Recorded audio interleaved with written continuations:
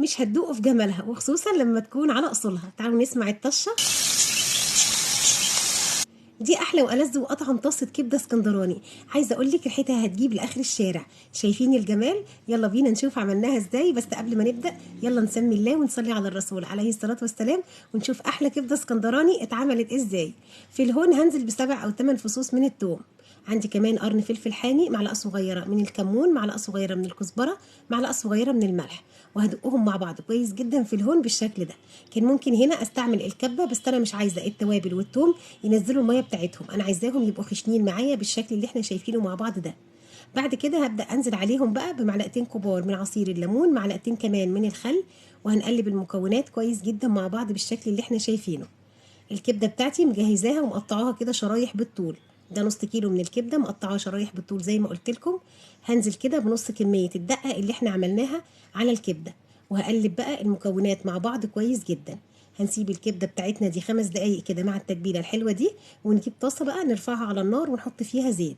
هنزل بنص كميه الدقه الباقيه عندي، هقلبها كده، واول ما الريحه بتاعتها هتبدا تطلع هنزل بقى بالكبده كده على الدقه.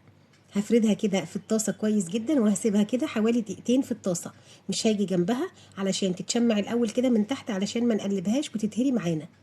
هبدا بقى هنا في المرحله دي اقلب الكبده بتاعتي كده تقلبتين لحد ما تاخد بقى اللون الذهبي الجميل اللي احنا شايفينه مع بعض ده. هنقلبها شويه وهننزل عليها بقى بحبتين من الفلفل الرومي متقطعين كده بالطول. هقلب الفلفل مع الكبده، وخدوا بالكم الكبده ما بتاخدش وقت خالص على النار، يا دوبك كده الفلفل هيبدا يدبل معانا.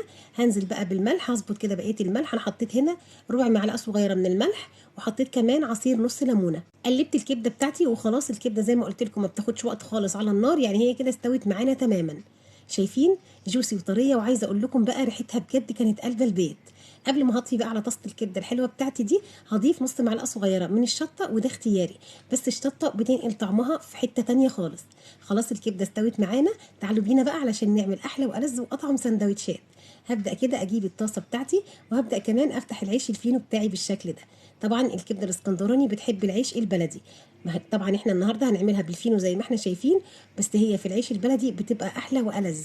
عملنا السندوتشات بالشكل ده، وهنبدا بقى نحط عليها الطحينه، عشان طبعا مش معقول هنعمل سندوتشات الكبده الجميله دي من غير احلى والذ سلطه الطحينه.